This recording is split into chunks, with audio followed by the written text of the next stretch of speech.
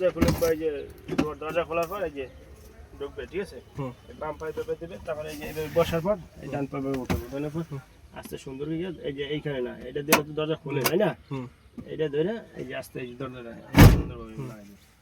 লাগানো শেষ। এখন দেখবে যে আমি অ্যাক্সিলারেটর আর ব্রেক লাগুর পাই কিনা ডাইন পায়ে, এমন জায়গায় পা রাখতে হবে। যদি আমার সমস্যা হয় তাহলে আমি এই ডাইন সাইডে একটা লক আছে, দুই পায়ে টাঙে নিচে, এই লক দিয়ে সামনে পিছিয়ে আগাই নেব। হ্যাঁ আগাই নেবো, আমার যেখানে সুবিধা আমি ওইখানে রাখবো।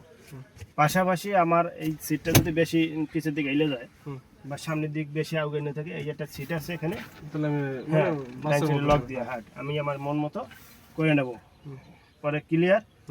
এখন দেখো আমার স্টার্টিং শুরু আছে কিনা, থাকলে আমি থার্ড আমি করবো বেল পরবো, সিট বেল্ট পরার পর আমি পরবর্তীতে আমরা মিরারগুলো ঠিক করব।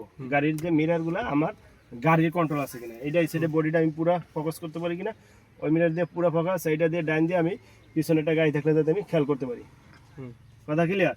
আমি যখন একটা গাড়ি ওভারটেক করবো, আমি সামনে ঢুকছি, ওভারটেক করছি, বাম সাইডে আমার গাড়ি থাকবে না, আমি তো মনে করেন মোটরসাইকেল চালানো অভ্যাস বা এমনি মানুষ চালানো অভ্যাস, আস্তে আসি আমরা সামনে ঢুকে যাই, ঢোকা যাবে না।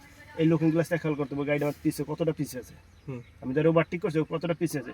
ওর থেকে যখন আমি 20 গজ বোঝেন, মানে 40 হাত, কমসে কম 40 হাত সামনে থাকলে তখন আমরা বাই ঢুকবো। আর যদি ইন্ডিকেটার দিয়ে রাখবো আর তাকে হরেন উপর রাখবো। আর তার কাজ হচ্ছে কি, আপনাকে ওভারটেক করলে সে যদি হরেন দেয়, আপনাকে ইন্ডিকেটার দিয়ে যায়, তখন আপনি একটু গাড়িটা স্লো করা উচিত। কারণ ও যেহেতু সামনে যাচ্ছে, সামনে থেকে যদি আরেকটা গাড়ি এসে ও ওই গাড়ির সাথে লাগাবে আর না আপনারা চাপ দেবে, আর আপনারা চাপ দিলে আপনি বিপদে পড়বেন। আপনি বিপদে পড়ার দরকার আছে, আপনি ব্রেক একটু স্লো করলে ও ভিতরে ঢুকে যেতে পারতেছে, আপনি ইজিলি গাড়ি চালাইতে পারতেছেন। কথা ক্লিয়ার? বসার পর স্টারিং সোজা থাকলে আমি এলাম, মনে করেন এই যে ব্রেকে পা দিছি, ব্রেকে পা দিয়ে একদম সাবি এই ঢুকে এই স্টার্ট দেবো। এই যে এতে তিনটা আগে বলেন, এই যে এ বি, এতে এক্সেলেটার, বিতে ব্রেক, এতে এক্সেলেটারের কাজ কি? এক্সেলেটার কাজ হচ্ছে গাড়ি হাঁটানো, গাড়ি দৌড় করানো, গাড়ি রান করানো।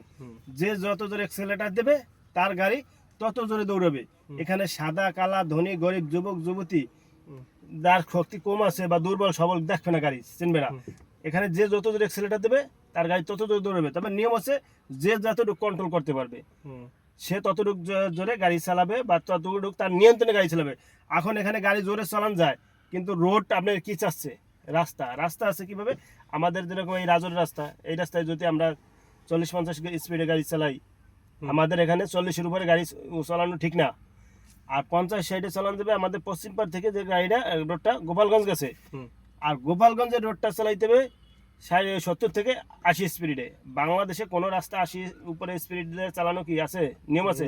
নাই। তাহলে আমরা হাইওয়ে রাস্তা, যেটা প্রফেশনাল হাইওয়ে রাস্তা, সেখানে চালাইতে হবে 80 স্পিডে।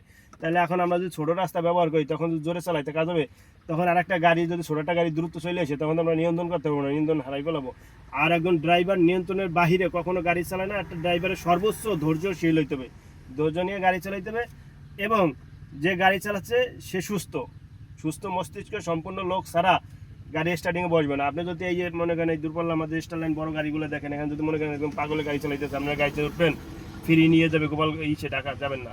আর একদম সুস্থ মস্তিষ্ক যদি চালায়, সে যদি 1000 টাকাও নেয়, ওই গাড়িতে যাবেন, তাই না?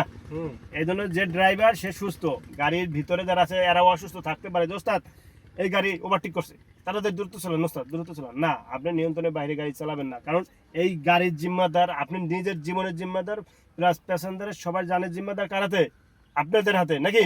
যে ড্রাইভার তারাতে না। আর আপনি যদি কন যে না আপনার জন্য আমি জোরে চালাইছি, তাহলে কাজ হবে না। একটা পাগল সে রাস্তা দিয়ে হাঁটতেছে, তার কাজই হচ্ছে আপনার গাড়ির তেল ইচ্ছাকৃতভাবে পড়া। এখন ওকে সেভ করার দায়িত্ব আপনার, কারণ আপনি কি ড্রাইভার। আপনি ওই নিয়ন্ত্রণে গাড়ি চালাইতে হবে যে ও পাগলটাই সেটা আসতে পারে, আপনার সামনে 1 মিনিট আগে 5 মিনিট আগে কি ঘটতে পারে, এইটাও পরিকল্পনা করা কার দায়িত্ব? এটা সম্পূর্ণ ওস্তাদের, ঠিক আছে?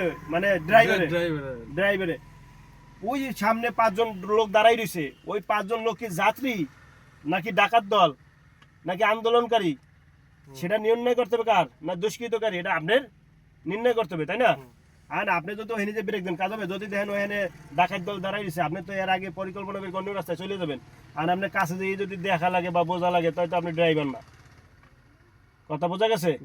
তাহলে আমরা আমাদের নিয়ন্ত্রণের বাহিরে কখনো গাড়ি চালাবো না। আর প্যাসেঞ্জারের যত তাড়াহুড়া থাকুক, আর একজনের যত তাড়াহুড়া থাকুক, রাস্তায় মনে করেন আপনি চালাইছেন, আপনার ভিতর তাড়াহুড়া যদি থাকে, রাস্তায় যারা পথিক পার হয় তারা কিন্তু আরো তাড়াহুড়া। আর বাংলাদেশের পথিক যারা, এরা কিন্তু সুপারম্যান।